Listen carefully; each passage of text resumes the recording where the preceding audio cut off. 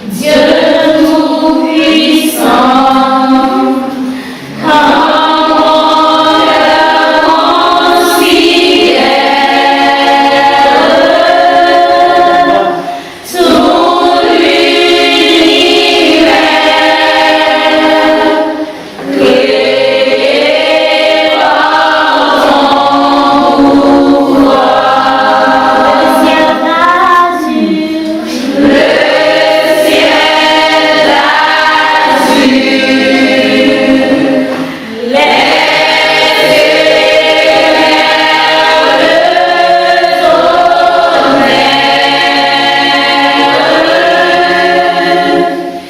les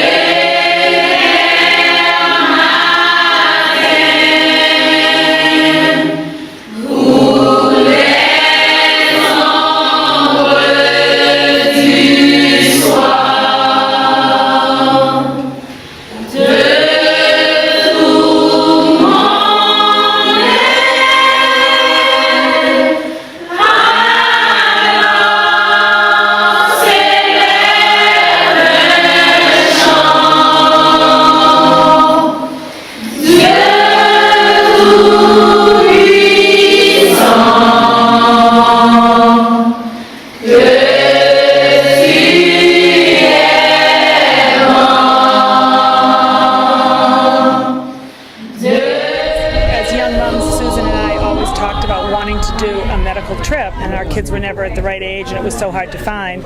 And then Emily Hitron from Christ Church in Needham asked Susan if she would like to go to Haiti, and Susan called me, and my family was supportive, and so we started going back, years ago. And so I've always wanted to bring BC students. I used to bring alums and nurse practitioner students like randomly over the years that could came with us on the trip in March, and then Susan Gennaro, the Dean of the School of Nursing, has been really supported and has funded the past 3 CSONs in Haiti. The earthquake, despite the sadness of the deaths and everything, and the rubble that Leogane was the epicenter of the earthquake, there has been so many NGOs, Japan, Canada, Korea, the United States, all of these countries have helped to provide an infrastructure and hire Haitians to help, teach them for sustainability. And I think our long-term job is to not have a job here in Haiti. We really want to see the sickest villages and people that haven't had care in maybe a year, because we are lucky to have so many resources with nursing students, nurse practitioner students, and nurse practitioners that can care, and we bring like $10,000 in medications. So we feel blessed to have this great fortune, so we really want to see the sickest people and not necessarily the people that always get seen. I've really been working with all of the girls, the nursing students, to sort of look at the village and assess that. It's a community health way to look at the village and set up triage, the pharmacy, and where the providers are going to be. So they've really become, I helped them in the beginning, but in the past few days they've really done that themselves. So my hope is that they realize that they can affect change in this world in just like little things, that they always give back every part of their life, that even if it's an hour a month when they're working and busy, that they live their lives for others. They bring their children and their families up to take care of other people and to be aware. I see phenomenal teamwork.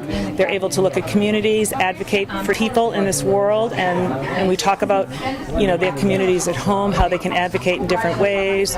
Basically, a community is the same. It's people and how they live their life and how they get their resources, and accessibility for community health and for nurses. A lot is to healthcare and a good way of life. So the Children's Nutrition Program has been around here since I've been coming to Haiti, and it's based on the Hearth model, which looks at a village and a healthy mom, and they come in and and it's sort of like playgroup. They have like 10 moms that come in, and this mother teaches how they use the food from the community. So nothing is brought in. The model is that the mothers teach the other moms how to cook and feed their kids with what's in their village, with what's there. So the Children's Nutrition Program goes in.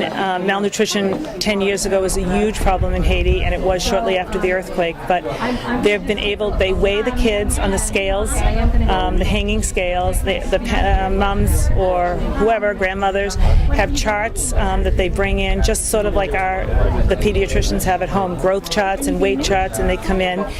If their arm circumference or their weight is below the normal level, they have different levels, and they give them plumpy nut, or they put them on this thick porridge that is really high in nutrition. And I'm not sure we can go by statistics, but Bob's at the guest house said that malnutrition here in Legon is down to almost 3%.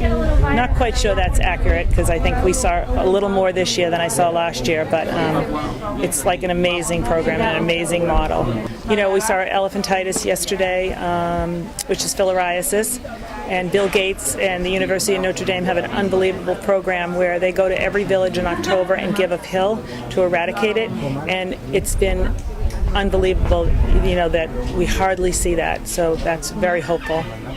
We have to get the Haitian people to take control and you know, give them, we hire the translators, and they see work and they see hope, to have the people, you know, take care of themselves. And I think that's our long-term goal, is to you know, but everybody that you talk to, it's the people that have to make the decision to do this for themselves. So we're always trying to do that, whether it's control over their health or their blood pressure, women for their own, in their relationships, to take control over their own bodies and everything, to give people, you know, to take control. This has been like a bonus. I've been teaching class and bringing students from sort of on their community health rotation out to the villages for years. Some years it works out with communication, and some years it doesn't. Julia Roboff this year, she's now a visiting clinical professor there, agreed to teach pathophysiology, and has worked for hours and hours providing slides with some support from Boston College faculty, and she prepared lectures for them, and she and a bunch of the students have gone down almost every day and taught there. A few of the girls have really realized their passion in nursing, and their long-term goal is to teach. I mean, and to see these young women come alive is just like phenomenal to me. Hello, Boston College. Thank you to sending your nurses in Haiti to learn us. So between the class, I learned much things about my immunity system. Today I learned about the transfusion, the problems we can have with the transfusion. But I'm very happy. I think also my classmates are very happy. So I thank you again. And has it become easier for me to talk to you and for you to talk to me? Yeah, I think it's better. Yeah, I mean, like, it's hard to teach this stuff, like, anyway. Like, it's hard to learn in the same language, let alone, like, in a different language. And I think that even the translators, like, their English, like, knowing what did you say, like, what a lymphocyte is, like, in English, like, most people don't even know what that is, like, so it's hard to translate that into a different language while also holding the meaning, the significance of it across the language. And then as far as teaching goes, you want the students to know that the students are understanding what you're teaching them, so you ask them for the information back. But them trying to explain it in a different language, they don't necessarily have all the words that they can explain it in a way that's both understandable to them and actually what it is. So I think the combination of the two, between Creole and French and English, and trying to... Right, because French is their second language. Exactly. Creole, so English is very, very, you know, there's a lot going on. They're doing very well, though. I think they're teaching us a lot in terms of, in order to explain things simply and concisely, you have to know it. Yeah. I think it's easier to rely on the scientific language, and it requires such a deeper level of understanding to parse it down and just talk about it in more simple terms. I get the main they're teaching me just as much as you're supposed to be teaching them. Yeah. You know, we came down here, we really did not know what, the setup was going to be, what level the students were going to be, and what the language, exchange was going to be. And for the first day, we've been able to really quickly shift gears with the help of these wonderful students, shift gears and really get a program together that's going to be efficient and successful for them.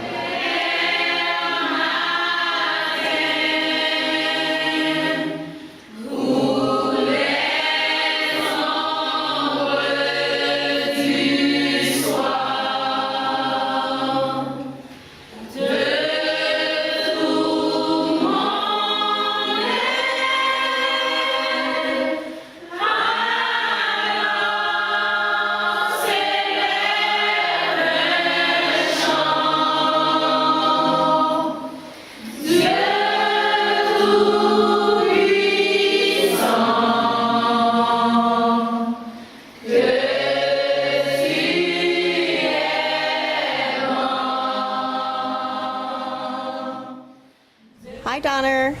Who would have ever thought we'd end up here all these years later when we talked so many years ago about doing a trip like this, and now we've been here so many times together. Each year when we come back with the BC girls, I think, how can the trip ever compare to what we did last year? But each year it does. Amazing experiences, and I love that we've had this for so many years in our lives together, and I love you. I just wanted to say thank you pretty much for everything, but definitely for bringing me on this trip. It was an experience of a lifetime. I learned so much. I know I didn't spend as much time in the clinics with everybody, but I had the most unbelievable time teaching. I really found a passion that I love, and I can't wait to tell everybody about it at home.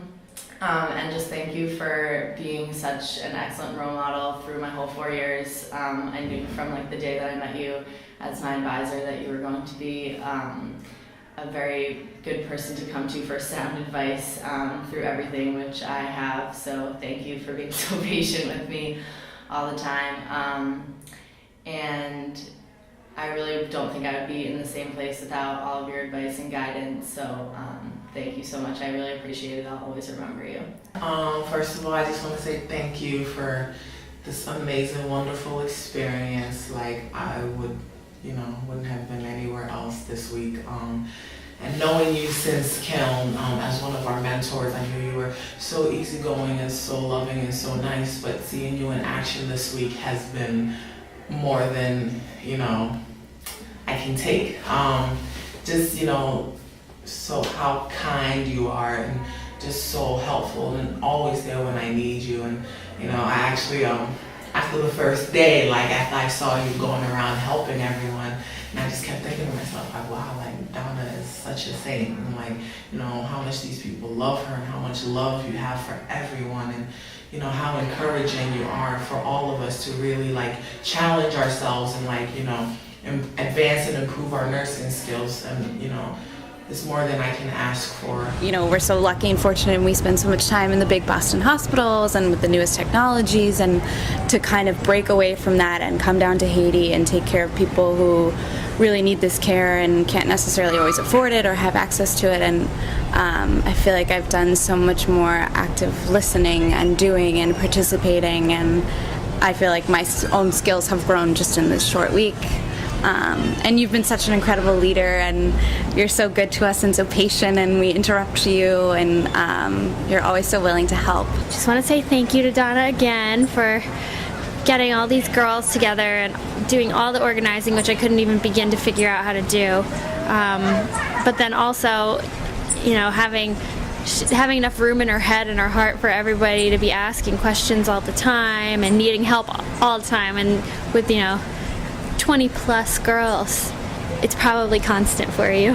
So thank you for that. You have made this a once in a lifetime opportunity that I am so blessed and so happy to have been a part of. I learned so much, and I honestly, there are not enough words to thank you for being just an amazing person. So thank you from the bottom of my heart. Hi Donna, it's Friday, it's our last clinical day, and just had one of the most amazing experiences I've had here. Liz and Valerie were out on a walk and they found a pregnant woman lying in front of her home, and she didn't have money to come to the clinic, but we brought her here and she was due in I think 6 days. So we checked to see that everything was going to be okay. We gave her everything she needed to have her baby in her home, which is just up the road over here. So when we were done, a few of us walked her back to her home, and it was just such an amazing example of what the community health is all about. Like finding someone in the community, caring for them, teaching them, and bringing them home, and seeing the resources that they have available to them there, and it was wonderful. So I just wanted to say thank you so much for such an amazing experience in Haiti this whole week, and I know I will remember this pregnant woman for the rest of my life. And this entire week has been such an amazing experience for me. I know that watching you and all the nurse practitioners just be so compassionate towards everybody and so patient with us, I know that that is just going to help me be a better nurse as soon as I graduate. Just shows me what I want to be like when I'm teaching others and when I'm caring for patients. And you're just such an inspiration to me and to all of us. I know personally, I just watch you and you have, I'm getting so emotional, but you have so much like love for these people, and like they just adore you. Like you walk into a room and like the kids just like run up to you, and it's like, sorry, it's like so, it's just like so sweet, and like it's just exactly what I want to be like when I'm your age. So thank you for being such an amazing role model. I knew you were so amazing like from the first day I met you freshman year when you were my advisor, and I can't wait to continue our friendship and relationship after I graduate, and thank you for this amazing opportunity. But I felt as though yesterday at the orphanage when I was holding on to this girl who was just, I mean, the people at the orphanage didn't even know how old she was, so I'm guessing she was anywhere between 1 and 2, but she couldn't walk because she was so malnourished, and she just I found her sitting cross-legged on one of the beds by herself, and it just broke my heart seeing her.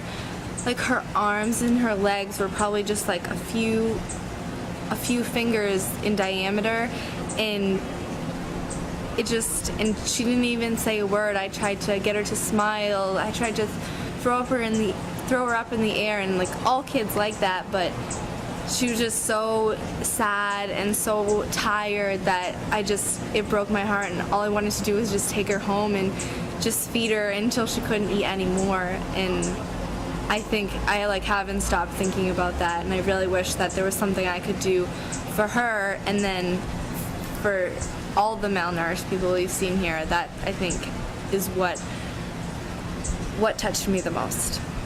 My most pivotal moment of the week was caring for an elderly man who was 88 years old, who was brought in by his daughter. She had explained to us that he had been going quote-unquote crazy, and we discovered that it was actually probably an early onset dementia or Alzheimer's. And during our interview, he started to vomit and, sort of just crumbled, and it was really emotional for me, but also explained to me why I need to go into this role, and more importantly, to be there for the patient and for the family as well. Seeing Donna teach the daughter about how her mother also has Alzheimer's, my grandfather has Alzheimer's, and it's a normal aging process and it's very difficult to go through, but just giving people support if that means medical or just holding them like Amy did for that man, giving him rehydration and then letting her know that he's on the way down, but that his daughter is doing all that she can, and that was my most touching moment of the week. Phone number for us, and I want to write down instructions. Which one? Both or Just her name and phone number. And the baby's name. The baby's name and date of birth. Okay. She's failure to thrive, and we actually think that she has a central defect of some sort. What we're going to do is we're going to send her to the hospital that we've been staying at, and then they're probably going to refer her to Port-au-Prince to see a cardiologist who maybe will be able to operate and take care of things. And we as a group are committed to paying for this, to follow her through. So we're getting her cell phone number, and we'll talk to Dr. Gladys back at the hospital, and at home we would never see this because we would not have gotten this far. So kind of like a referral to Children's as best we can. Right. All right, good job. Thank you. You really have become so many people's mentor, including myself. And when someone has a mentor and they see that they're believed in, that they're supported, they can really flourish, I think. And you've kind of changed the way that I look at the world, and also the way that so many of these girls look to the world. I hope that they, like me, understand the importance of passing this on to someone else. And just thank you. I just want to say thank you, Donna, for always being there for us and always supporting us and always being humble in everything that you do. You never try to take the spotlight and say it's all about me. It's all about I want the students to learn, and you teach one student and another student teaches another student, and it's just a rippling effect, that just a pool of giving that just keeps on going and going. And I'm just so blessed to be a part of this opportunity. This is an experience that I will forever hold in my heart, and I hope to come back for following years and keep on helping out the people of Haiti as a nurse practitioner. And all of this experience would have not been possible if it wasn't for you, Donna. Thank you for another wonderful year in Haiti. I appreciate all you do for me, both in the Haiti vein and in every other aspect of life. And I want to thank you for all of your leadership and guidance with the rest of the team. It's been a wonderful experience, and I love sharing this with you. I hope you know I think you're a wonderful person and a role model, and I love you. I just want to say, Donna, thank you so much for giving us all this opportunity to come to Haiti, and for everything that you have taught us, from your wealth of knowledge and wisdom, and you have just given us all an amazing experience that none of us will ever forget. And thank you so, so much for that. You're the best. Don't ever change. Love you. So I came in not really knowing what to expect. I've worked abroad quite a lot, mostly as a public health person and never as a provider, and so I have this renewed conflict that I have every time I go out to work in the developing world about whether it's better to work on the bigger problems or to treat the people right there. And so I think it's good that it's helping to keep me mindful of what I'm doing and having a purpose in everything I do. And I'm still struggling with the right way, I guess, to be able to provide for people and have it be sustainable. And I guess just being thought-provoking is always a positive thing, so I'm still kind of working that out in my mind. But overall, it was a really wonderful experience, and so I'm glad that I had the opportunity to be here. You're like an angel on earth, both at home and in Haiti. So I know that I'm speaking for a lot of people when I say that we're so lucky to have you in our lives. Life wouldn't be the same without you. You touch so many people, and you truly are an angel on earth. So thanks. It really kind of brought home to me that you need to have something later in life that you're very passionate about, and more than just your career, more than just your family. Like, this is yours. Like, it's all yours, and it makes you so happy. And I feel like it's just really important to have that in your life, and it's really inspired me to go forward in life, especially in a time that all people are thinking about are their jobs and like what's the next 2 years going to bring, and it just kind of made me realize I need to not only focus on that, but something that's going to give back and really something that's going to be for me. So thank you so much for everything and for showing me that, and please just keep doing this. It makes you so happy. I wanted to say thank you for an amazing trip, especially the moment on the third day after I saw that little boy, and it really hit me how special this trip is to me, and I love you and I look up to you so much, and I know you'll always be in my life. I hope I can be half the nurse that you are, half the mom that you are. I consider you like a cool aunt, a teacher, a mom, a nurse, a superhero. I'm sorry how cheesy that sounds, but that's how I feel. And thank you for giving me this. It's such a gift. I have a quote from Dr. Martin Luther King about service that always makes me think of Donna. So it is, everybody can be great because anybody can serve. You don't have to have a college degree to serve. You don't have to make your subject and verb agree to serve. You only need a heart full of grace, a soul generated by love, and you can be that servant. And Donna is that servant every day of her life in everything that she does, and it's experienced for those of us who come along on her journey to Haiti, and it's a tremendous gift that she gives that keeps on giving. And she's such a gracious and spacious human being, and so I'm speaking as though I'm not speaking to you, Donna, but I am speaking to you. I love you. You're an amazing human being, and I am so grateful for our friendship and for our time together and for this trip to Haiti. So be well. I believe in Creole, that is de bien. Yeah, that's what I can. Okay, girls, CSON in Haiti 2013. You are a phenomenal group of young women. I've seen you grow. I hope to be part of your life forever and to hear about how you do in nursing and in life forever. So.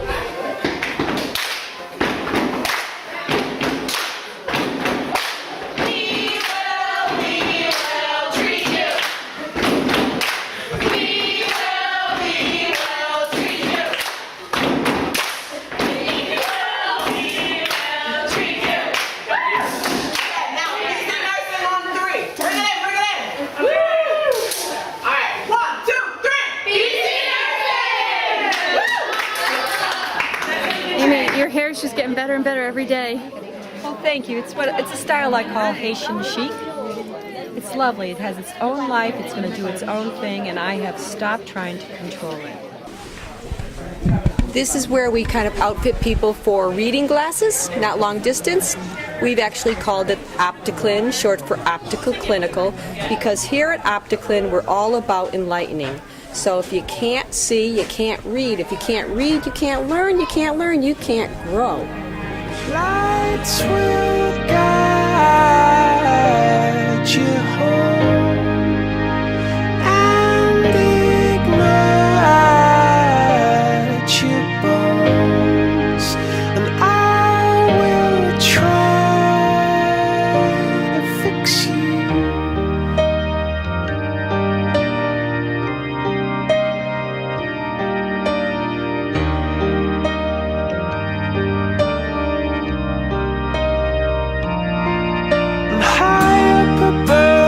Down below,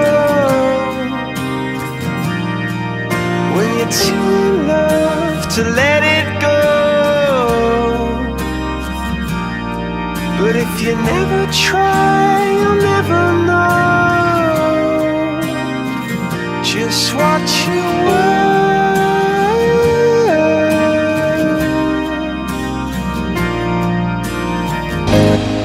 Lights will guide you home and ignite your bones, and I will try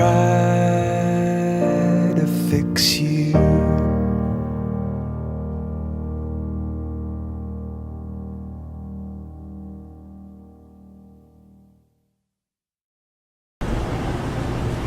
Cut.